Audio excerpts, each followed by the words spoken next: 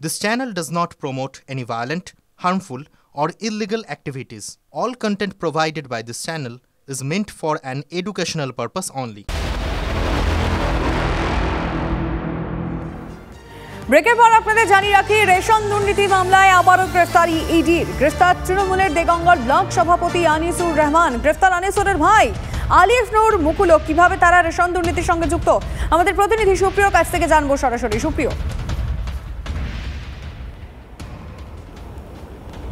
Lima, প্রথমে তোমাকে যেটা বলবো যে আনিসুর রহমান এবং আলিফ নূর রহমান দুই ভাই, তাদেরকে গতকাল এই যে সিজিও কমপ্লেক্সের যে ইডির দপ্তর, সেখানে ইডির তরফ থেকে জিজ্ঞাসাবাদের জন্য তলব করা হয়েছিল। প্রায় ম্যারাথন জিজ্ঞাসাবাদের পর গতকাল রাতে দুজনকেই তদন্তকারী সংস্থার আধিকারিকরা তারা গ্রেপ্তার করেন এবং সেক্ষেত্রে ইডির তরফ থেকে যেটা দাবি করা হচ্ছে যে দুজনের বয়ানে একাধিক অসঙ্গতি রয়েছে এবং তার পাশাপাশি গত মঙ্গলবার একযোগে, তোমার নিশ্চয়ই মনে আছে যে এই রেশন বন্টন দুর্নীতি মামলায় যে তল্লাশি অভিযান চালিয়েছিল এনফোর্সমেন্ট ডিরেক্টরেটের আধিকারিকরা, বসিরহাট, দেগঙ্গার বিভিন্ন রাইস মিল, চাল কল থেকে শুরু করে এই যে বারিক বিশ্বাস নামে আরও একজনের বাড়িতে তল্লাশি চালিয়েছিল, সেদিন কিন্তু এই আনিসুর রহমান এবং আলিফ নূরের যে রাইস মিল রয়েছে সেখানেও কিন্তু তল্লাশি অভিযান চালিয়েছে তদন্তকারীরা এবং সেখান থেকে পাওয়া যে সমস্ত তথ্য প্রমাণ বা নথিপত্র তার উপরে ভিত্তি করেই গতকাল দুজনকে ম্যারাথন জিজ্ঞাসাবাদ করেন তদন্তকারীরা এবং জিজ্ঞাসাবাদে তাদের বয়ানে একাধিক অসঙ্গতি থাকায় এবং তার থেকেও যেটা গুরুত্বপূর্ণ, তাদের যে আয়ের উৎস, সেই উৎস সম্পর্কে তারা যথাযথ তথ্য প্রমাণ দিতে পারেননি বা নথিপত্র দেখাতে পারেননি। আর সেই জায়গা থেকেই তাদেরকে গ্রেপ্তার করে কিছু সময় আগেই এই সিজিও কমপ্লেক্সের ইডির দপ্তর থেকে দুজনকে জোকা ইএসআই হাসপাতালে মেডিকেলের জন্য নিয়ে যাওয়া হয়েছে এবং সেখান থেকে তাদেরকে ইডির বিশেষ আদালতে আজকে পেশ করা হবে এবং আদালতে তোলার পর দুজনকেই কিন্তু তদন্তকারীরা হেফাজতে চেয়ে আবেদন জানাবেন। তার কারণ এদের দুজনকে হেফাজতে নিয়ে জিজ্ঞাসাবাদ করে রেশন বন্টন দুর্নীতির জাল আরও কতদূর বিস্তৃত রয়েছে, কারণ এরা দুজনেই কিন্তু বাকিবুর রহমান, যাকে প্রথম তদন্তকারীরা গ্রেপ্তার করেছিল রেশন বন্টন দুর্নীতি মামলায়, এবং সেই বাকিবুর রহমানের বয়ানের উপরে ভিত্তি করে পাওয়া তথ্যের ভিত্তিতে খাদ্যমন্ত্রী জ্যোতিপ্রিয় মল্লিক, প্রাক্তন খাদ্যমন্ত্রী জ্যোতিপ্রিয় মল্লিক, তাকেও কিন্তু তদন্তকারীরা গ্রেপ্তার করে। আর সেই বাকিবুর রহমানেরই কিন্তু অন্যতম ঘনিষ্ঠ এই ব্যবসায়ী দুই ভাই আনিসুর রহমান এবং আলিফ নূর রহমান। অর্থাৎ এই রেশন বন্টন দুর্নীতির টাকা বাকিবুর, জ্যোতিপ্রিয় মল্লিক, এদের মাধ্যমে কিভাবে এই যে আনিসুর এবং আলিফ নূরের কাছে পৌঁছেছিল বা তারা কিভাবে টাকা সাইফুন করতো, তাদের ব্যবসাতে কিভাবে ইনভেস্ট হয়েছিল, এ ধরনের বিভিন্ন তথ্য তদন্তকারীরা এদেরকে হেফাজতে নিয়ে জিজ্ঞাসাবাদ করলেই আরও বিস্তারিতভাবে জানতে পারবেন, এমনটাই কিন্তু মনে করা হচ্ছে। বেশ, আমাদের নজর থাকবে সুপ্রিয়, অনেক ধন্যবাদ তোমায়।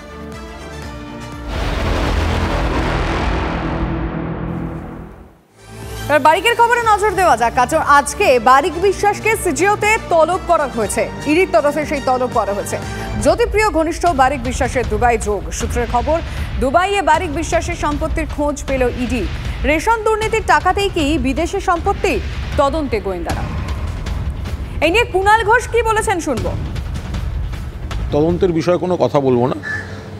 যদি কোথাও কোনো ভুল থাকে তাহলে কনসার্ন ব্যক্তি যার বিরুদ্ধে তদন্ত হচ্ছে তিনি বা তার আইনজীবীরা তাদের যা বলার আছে সেগুলো বলবেন। যদি কোনো ভুল না থাকে তারা ব্যাখ্যা দেবেন, ভুল থাকলে তারা ব্যাখ্যা দেবেন। এর সঙ্গে আমাদের কোনো বক্তব্য নেই। আমরা শুধু আশা করব যে কেন্দ্রীয় এজেন্সি তারা যেন নিরপেক্ষভাবে তদন্ত করে, বিজেপির নির্দেশে এমন কোনো অভিমুখ নিয়ে তদন্ত না করে যাতে তৃণমূলের প্রতি একটা নেতিবাচক বার্তা ছড়াবার উদ্দেশ্য প্রণোদিত চেষ্টা হয়। রাস্তা যেন নদী, জলমগ্ন আরামবাগের গড়বেতা বদনগঞ্জের রাস্তা। যাত্রীবাহী ও পণ্যবাহী গাড়ি চলাচল বন্ধ। জল পেরিয়ে হেঁটেই যাতায়াত করতে হচ্ছে স্থানীয় বাসিন্দাদের। অন্যদিকে কামারপুকুর ও জয়রামবাটির মধ্যবর্তী চেকপোস্ট এলাকায় রাস্তার জলস্রোত। যোগাযোগ বিচ্ছিন্ন কামারপুকুর ও জয়রামবাটির।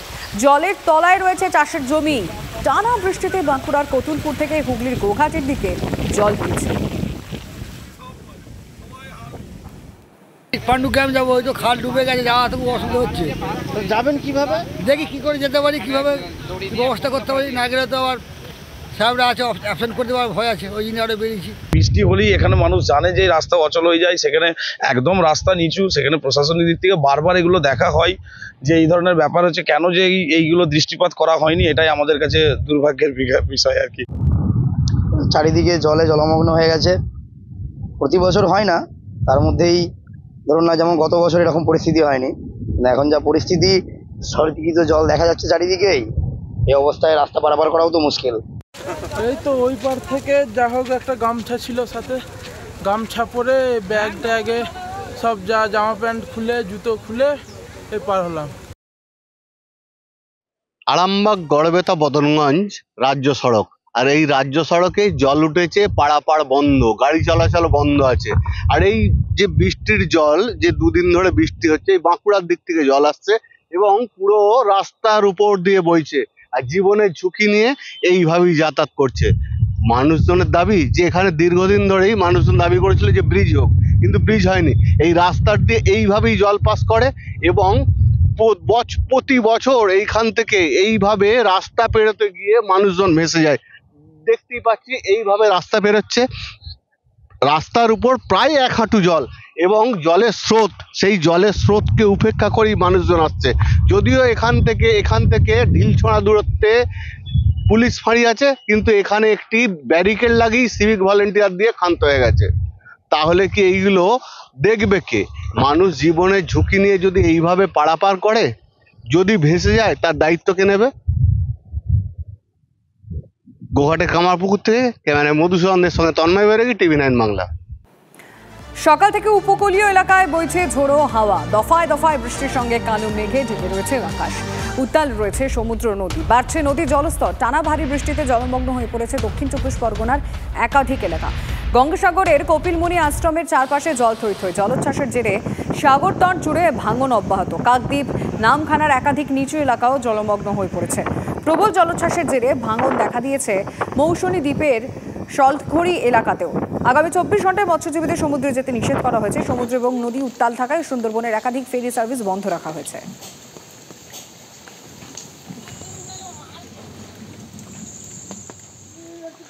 ওয়েদারের খবর জানিয়ে রাখি, ঘূর্ণাবর্ত শক্তি বাড়িয়ে নিম্নচাপে পরিণত হয়েছে এবং দক্ষিণবঙ্গের উপরেই ঘাঁটি গেড়ে রয়েছে নিম্নচাপ। নিম্নচাপের প্রভাবে আজকেও দিনভর বৃষ্টি হবে। পুরুলিয়া, পশ্চিম বর্ধমান, বীরভূমে ভারী বৃষ্টির পূর্বাভাস রয়েছে। বিক্ষিপ্ত ভারী বৃষ্টি হতে পারে উত্তরবঙ্গে।